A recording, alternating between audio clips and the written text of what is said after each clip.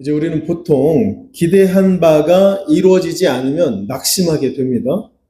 이렇게 될 것이다. 철석같이 믿었는데 그게 좌절되면 처음엔 실망하고 그 다음에는 그 사실이 아픔이 돼서 마음에 이제 상처로 남고 거기서 더 이제 심하면 그동안 해온 일 그리고 앞으로 할 일 이걸 다 포기하고 다른 길을 찾기 시작하는 거예요.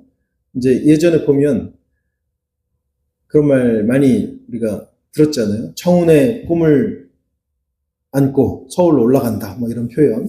근데 그게 잘 안 되면 그때는 낙향한다. 이런 표현을 또 썼어요. 그러니까 이 낙향한다, 내려온다는 말에는 어떤 의미가 있는 거예요? 내가 기대를 안고 살았던 그동안의 삶, 그동안의 그 방향, 이거를 다 포기하겠다, 수정하겠다, 이런 의미가 들어있는 겁니다. 오늘 본문을 보면 예수님의 두 제자가 나오는데, 이제 물론 그 12제자는 아니고, 그 70인 제자 정도 뭐 그렇게 될 것 같은데, 이 제자들의 상황이 바로 이런 상황이에요. 십자가에 달리신 예수님의 죽음을 목격하고 이 사람들이 절망에 빠졌습니다.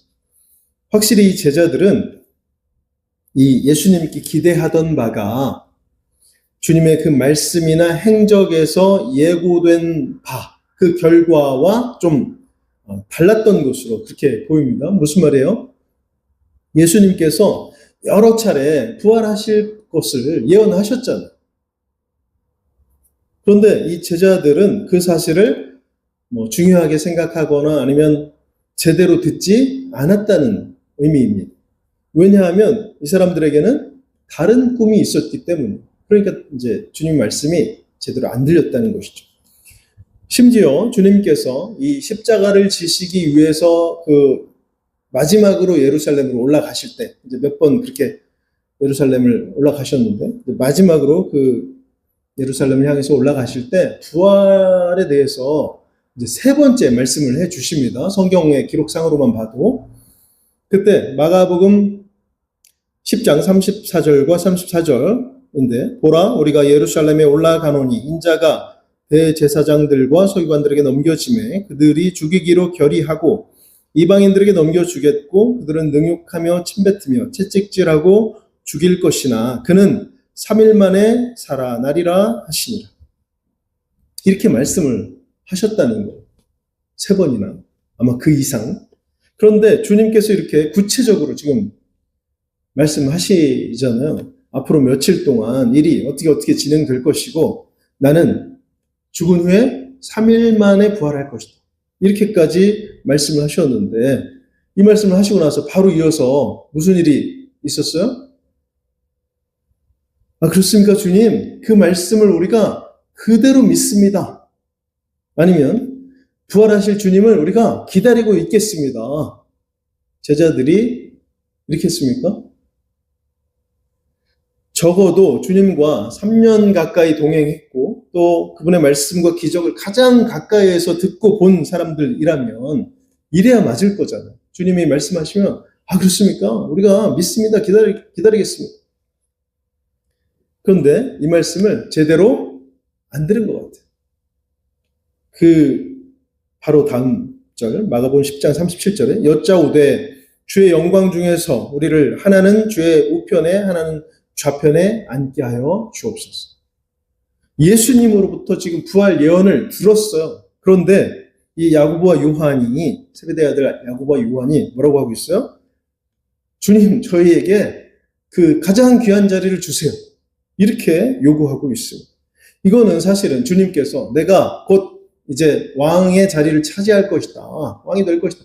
이런 말씀을 하셨을 때나 가능할 요구잖아요. 근데 이 사람들이 주님의 말씀에는 귀를 기울이지 않고 다 그냥 갖기 원하는 것으로만 머릿속에 가득 차 있었다는 것입니다. 다른 제자들은 그럼 어땠냐? 마찬가지죠. 이 사람들이 그 자리를 저에게 주십시오 하니까 이 사람들이 다른 제자들이 그게 무슨 말이냐? 지금 주님께서 부활을 말씀 이렇게 했습니까? 아니잖아요. 화를 냈어요. 화를. 그거 내 자리인데 먼저 저 사람들이 구하는구나 이렇게 생각한 것입니다. 참 주님께서 이 상황 속에서 얼마나 실망하셨겠어. 얼마나 힘이 빠지는 반응입니까? 주의 말씀은 지금 우리가 표현하는 그 표현 있잖아요. 귓등으로 듣지 않고 오직 자기들 앞날에 대한 계산으로만 지금 가득 차 있었다는 말이죠. 이 제자라는 사람들이. 거기다가 이 제자들은 빈 무덤을 목격하고 돌아온 여인들에게서 그 사실을 들었을 때조차 주님이 우리가 갔더니 주님이 안 계시더라. 11절 오늘 그 앞에 나오는데 11절 사도들은 그들의 말이 허탄한 듯이 들려 믿지 아니하나. 어떻다고요? 주님이 그 무덤에 안 계시더라 이 말을 들었을 때 이 제자들이 지금 쓸데없는 소리 한다고 어리석은 말을 하고 있다고 이렇게 말하고 있어. 그렇게 들렸다는 것이죠. 자기들한테는 지금 주님의 그 부활에 대해서 믿을 수가 없다는 것입니다. 7절 8절 이르시기를 인자가 죄인의 손에 넘겨져 십자가에 못 박히고 제3일에 다시 살아나야 하리라 하셨느니라 한데 그들이 예수의 말씀을 기억하고 오히려 지금 이 여인들은 빈 무덤을 봤을 때에 바로 예수님의 부활 이거를 지금 생각했는데 그래서 달려와서 전했는데 제자라고 하는 사람들은 지금 이 여인들의 말을 레로스 과대망상이라고 지금 생각했다는 겁니다. 베드로마저도 어때요? 이상히 여기는 정도였지 부활은 전혀 생각하지 않고 있었습니다. 오늘 여기 엠마오로 가는 두 제자도 마찬가지입니다. 그들에게도 주님의 십자가는 뭐였어요? 죽음이었어요. 죽음. 그리고 절망이었을 뿐입니다. 불과 며칠 전에 예수님을 모시고 이 예루살렘으로 들어갈 때만 해도 이 사람들이 아주 큰 꿈에 부풀어 있었는데 이제는 주님의 그 십자가 죽음으로 인해서 모든 것이 물거품이 됐다고 그렇게 생각한 것입니다. 그러니까 더 이상 이 예루살렘에 머물러 있을 이유가 없어진 것이죠. 예루살렘을 떠나서 엠마오로 간다는 것은 이 사람들이 지금 그동안에 그들의 걸어왔던 그 길, 방향 이것을 버리고 다른 길을 향해서 간다는 의미가 되는 것입니다. 기대가 무너지고 낙심한 끝에 선택한 것이 낙향이라는 거예요. 낙향. 이제 여기서 안타까운 것은 오늘 14절 이 모든 된 일을 서로 이야기하더라. 그러니까 지금까지 있었던 모든 그 일을 다 목격했어요. 이 사람들이. 그래서 그걸 다 하나씩 되새기면서 대화를 나누고 있는데 그런데도 지금 주님의 부활만큼은 전혀 생각하지 않고 있다는 거예요. 이 사람들의 대화의 주제가 되고 있지 않다. 이것이 참 안타까운 일입니다. 그만큼 이들에게는 현재가 중요하다는 것이죠. 현재가 중요했고 주님의 부활에 대해서는 뭐 구체적으로 생각하거나 바라거나 한 적이 없다는 말도 될 것입니다. 여러분, 오늘 많은 교인들이 예수를 믿는다고 말하고 또 교회를 출석하고 또 예배에도 참여하지만 과연 그 믿음의 기대는 무엇일까요? 어떤 사람은 말합니다. 나는 기독교인이지만 이거는 인간적으로 중요하니까 해야 되고 또 저거는 사회적으로 필요하니까 해야 돼. 그런데 반대로 이거는 상식에 좀 맞지 않은 것 같으니까 빼고 저거는 너무나 뭐 상상 속에 있는 이야기 같이 들리니까 그건 또 제외할 거야. 내 믿음은 그런 믿음이야. 실제로 제가 이렇게 스스로 정해서 말하는 사람의 말을 들은 적이 있습니다. 그럼 이 중에 뭐가 있어요? 빼야 되는 것 중에 뭐가 있어요? 바로 부활과 천국이 있습니다. 그거는 받아들이기가 힘들다는 거예요. 좀 허황되고 비상식적인 이야기 같다. 그러니까 지금 믿음을 자신의 이성에 맞춰서 재단해서 받아들이겠다는 것입니다. 신앙이라고 하는 것을 이제 원래 어떤 모양이 있다고 하면 여기는 자르고 저기는 덧붙이고 해서 가공한다고 우리가 말하죠. 자기식으로 해석하고 그거를 나의 신앙으로 갖겠다. 이런 말입니다. 이게 맞습니까? 이런 생각을 갖고 있는 사람은 예수님께서 그들 삶에 들어오셔도 알아차리지 못합니다. 오늘 15절, 16절 함께 보겠습니다. 15, 16. 그들이 서로 이야기하며 문의할 때에 예수께서 가까이 이르러 그들과 동행하시나 그들의 눈이 가리워져서 그인 줄 알아보지 못하거늘. 내 상식과 기준에 맞춰서 내가 70%만 믿겠다, 80%만 믿겠다, 90%만 믿겠다, 이런 사람들 여러분 어떻습니까? 그래도 50%는 넘었으니까 됐습니까? 아니죠. 여러분 100%의 믿음이 아닌 사람은 주님이 옆에 계셔도 깨닫지 못하는 것입니다. 그런 영안을 뜨지 못한다는 거예요. 나의 것들이, 나의 기준과 판단이 주님을 알아볼 그 눈을 딱 막고 있기 때문이죠. 차단하기 때문에 그렇습니다. 한번 생각해 보세요. 앞에서 주님의 모든 일을 다 목격했고 그 경험들을 나누고 있잖아요, 이 두 사람. 근데 지금 바로 옆에서 같이 걸어가고 있는 주님을 못 알아본다? 이게 말이 됩니까?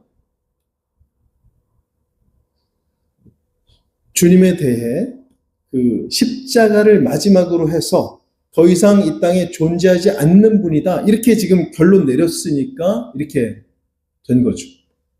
부활이라는 것을 전혀 기대하지 못하는 영적 어둠의 상태에 있다. 이 두 사람. 이제 드디어 옆에 계신 예수님께서 이 두 사람에게 이제 육성까지 들려주고 계십니다. 그게 17절이에요. 17절 시작. 예수께서 이르시되 너희가 길 가면서 서로 주고받고 하는 이야기가 무엇이냐 하시니 두 사람이 슬픈 빛을 띠고 머물러 서더라. 제가 뭐 적절한 비유가 될지 모르지만 어디서 짧은 그 쇼츠라고 요즘에 그러잖아요. 영상 이걸 봤는데 어떤 그 개가 반려견이 주인과 헤어진 지 아주 한참의 시간, 몇 년이 지나서 이제 서로 못 알아볼 만큼 그렇게 변했는데 주인도 늙고 그 개도 이제 개는 쑥쑥 크잖아요. 그렇게 됐는데 자기를 부르는 그 목소리를 단번에 알아듣더라고요. 단번에. 그만큼 이제 목소리라고 하는 것은 요즘 표현으로 하자면 시그니처 같은 거잖아요. 사람에게 있어서는 딱 들으면 바뀌지 않기 때문에 잘 기억해내기가 좋은 것이 바로 이 목소리입니다. 근데 이 두 제자는 여전히 자신들의 스승인 주님을 그 음성을 알아채지 못하고 있다는 것입니다. 아직도 영적인 눈과 귀가 열리지 않았다. 이런 의미가 되는 것입니다. 이런 상황인데도 지금 예수님께서는 아니 내가 바로 너희들이 지금 말하고 있는 그 그리스도가 아니냐 이렇게 말씀하지 않으십니다. 여러분 믿음은 나를 믿으라 하는 이 말씀으로만 되어지는 것이 아니라 내가 주님을 믿습니다 이렇게 고백할 때에 비로소 완성되는 겁니다. 그게 믿음이 되는 거예요. 예수님께서는 지금 이 사람들에게 바로 그걸 기다리고 계시는 겁니다. 그러면 왜 이 제자들이 예수님을 알아보지 못하고 슬픔에 잠겨 있고 예루살렘을 떠나서 엠마오로 내려가는지 이제 이걸 함께 보겠습니다. 19절 말씀 시작. 이르시되 무슨 일이냐 이르되 나사렛 예수의 일이니 그는 하나님과 모든 백성 앞에서 말과 일에 능하신 선지자이거늘. 이 사람들은 지금 예수님을 뭐라고 해요? 선지자라고 말하고 있어요. 선지자. 주님께서 사실은 이 사람들에게 지난 3년 동안 나는 하나님의 아들이다. 내가 바로 너희들의 죄를 대속하려고 십자가를 지기 위해 하나님께서 이 땅에 보내신 자다. 이렇게 말씀하셨는데 수없이 말씀하셨는데 이 사람들은 지금 주님을 선지자로만 받아들이고 있다는 것입니다. 그래, 특별한 능력이 있지. 특별한 말씀도 주셨지. 그러나 선지자. 여기까지. 20절에서 21절 봅니다. 20절, 21절. 우리 대제사장들과 관리들이 사형 판결에 넘겨주어 십자가에 못 박았느니라. 우리는 이 사람이 이스라엘을 속량할 자라고 바랐노라. 이뿐 아니라 이 일이 일어난 지가 사흘째요. 주님이 이제 유대 지도자들에게 십자가형을 받고 죽으셨는데 사실 자신들은 주님을 어떻게 생각했다고요? 로마의 압제에서 해방시켜 주실 분이다. 이렇게 기대했다는 것이죠. 근데 이게 다 그 죽음으로, 십자가로 인해서 다 무너졌다.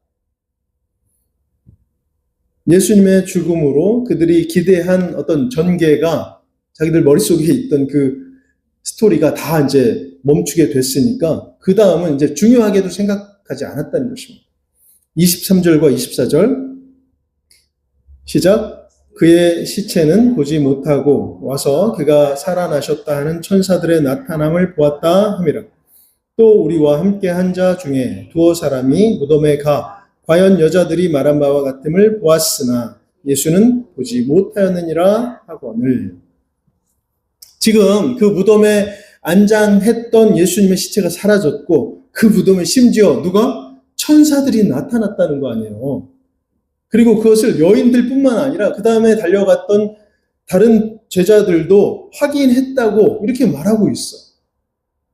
그러면 이쯤에서는 주님이 부활하셨을지도 몰라 정도까지는 생각해야 맞을 거 아니에요. 그럴만도 하잖아요. 그런데도 여기까지입니다. 또 여기까지. 주님의 말씀보다 자신들의 기대가 무너진 것이 더 큰 거예요. 지금. 그래서 무덤이 비었음에도 불구하고 이것을 부활로 연결짓지 못하고 있다. 여러분, 우리도 이럴 때가 있습니다. 하나님이 우리 삶에 정말 상상할 수 없는 큰 은혜로 개입하실 때에 우리는 그 은혜만 보는 거예요. 그 은혜. 그 은혜를 주신 하나님 보지 못하고 은혜, 성공, 기적을 우리 삶의 중심에 놓고 기뻐한다는 것이죠. 여러분, 우리 신앙의 중심을 누구에게 맞춰야 됩니까? 이제 주님께서 구체적으로 이 제자들을 깨우쳐 주십니다. 25절, 26절 시작. 이르시되 미련하고 선지자들이 말한 모든 것을 마음에 더디 믿는 자들이요 그리스도가 이런 고난을 받고 자기의 영광에 들어가야 할 것이 아니냐. 사람들은 이 십자가를 실패요 패배이다 이렇게 생각했지만 예수님은 그 고난이야말로 바로 그리스도라는 증거이다. 그 과정을 통해서만 영광으로 들어가신다 이렇게 말씀해 주십니다. 그러니까 사람들이 생각하는 영광은 고난 없이 이 왕좌를 차지하고 다스리는 것이었다고 하면 주님이 말씀하시는 영광은 고난을 통해 모두의 죄를 사하셔서 그들도 영광으로 들어가도록 하시는 그 사명의 완수, 이거를 의미하는 것이죠. 십자가는 이걸 위해서 필요했습니다. 근데 이 사실은 이미 구약에서부터 예언되고 있는 거예요. 27절 이에 모세와 모든 선지자의 글로 시작하여 모든 성경에 쓴 바 자기에 관한 것을 자세히 설명하시니 주님을 만나고 그 말씀을 듣게 된 이 두 사람이 드디어 변하기 시작합니다. 슬픔과 절망의 길이잖아요. 지금 이 엠마오로 가는 그 길이 모든 게 다 귀찮고 또 무기력해지는 그런 상황이었습니다. 그러나 이제 이 두 사람이 예수님을 붙잡고 있어요. 함께 계시기를 원하고 있다는 것입니다. 그리고 마치 마지막 만찬을 나눌 때처럼 주님께서 축사하시고 떡을 떼주시는데 그때에 비로소 이제 영안이 밝아졌습니다. 31절 그들의 눈이 밝아져 그인 줄 알아보더니 그들 자신의 의지나 어떤 능력 때문이 아니라 주님 때문에 지금 눈이 밝아진 거예요. 육신은 분명히 맞지만 부활하신 예수님이라는 특별한 존재를 이 사람들이 지금 경험하게 된 것입니다. 그리고 그때 그들이 느낀 감정과 변화가 우리 주님 때문에 생긴 것이구나. 이제 이 사실도 깨닫게 됐습니다. 32절 함께 보겠습니다. 32절. 그들이 서로 말하되 길에서 우리에게 말씀하시고 우리에게 성경을 풀어주실 때에 우리 속에서 마음이 뜨겁지 아니하더냐. 네, 이런 변화를 경험한 두 제자가 어떻게 합니까? 지금 밤이 늦었는데 즉시 그들의 방향을 바꾸고 있습니다.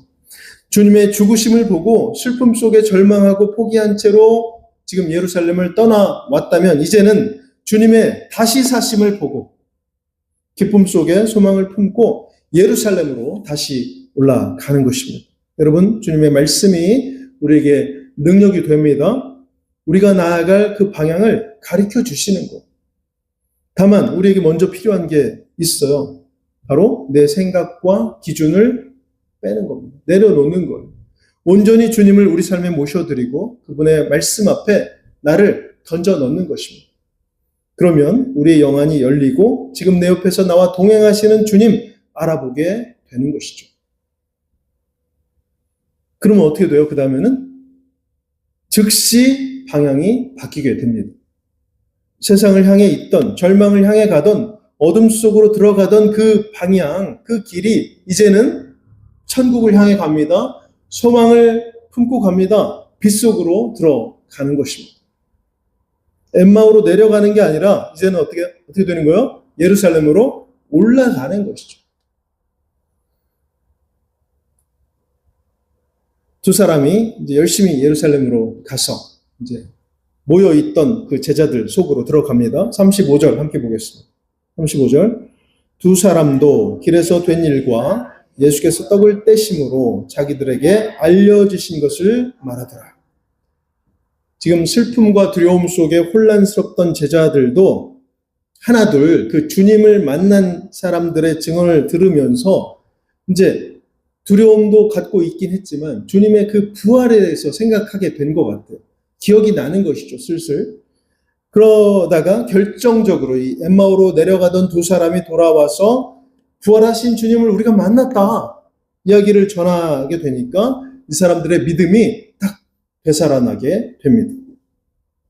육적인 삶에서 영적인 삶으로 그렇게 변하는 것이죠. 뭐가 있을 때 이렇게 된다고요? 뭐가 있을 때? 예수님의 말씀과 그 주님을 경험한 증언이 있을 때 그때 우리는 영적인 삶으로 그렇게 변화되는 것입니다. 고린도전서 1장 18절 말씀. 십자가의 도가 멸망하는 자들에게는 미련한 것이요 구원을 받는 우리에게는 하나님의 능력이라. 사랑하는 성도 여러분, 혹시 지금 내가 기대했던 일이 이루어지지 않아서 실망한 채로 엠마오로 내려가는 길에 있지 않습니까? 식어버린 절망의 순간에 이 말씀의 불이 뜨거워질 때 부활의 주님이 비로소 보이기 시작합니다. 믿음의 회복은 어디에서 시작되는 거예요? 말씀의 회복에서 시작되는 것입니다. 그리고 그 말씀은 우리가 나아갈 방향을 우리에게 보여줍니다. 오늘 주님께서 우리에게 찾아오셔서 말씀하십니다. 내 아들아, 내 딸아, 내가 너와 함께 걷고 있다. 십자가는 실패가 아니요 하나님의 능력이요 하나님 영광의 시작이다.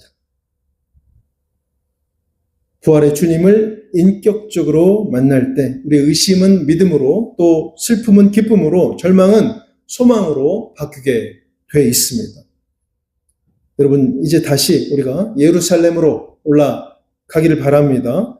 우리 곁에 살아계셔서 동행하시는 예수 그리스도를 증거하면서 소망을 향해 믿음으로 오늘도 나아가는 성도 우리가 다 될 수 있기를 주님의 이름으로 축원합니다.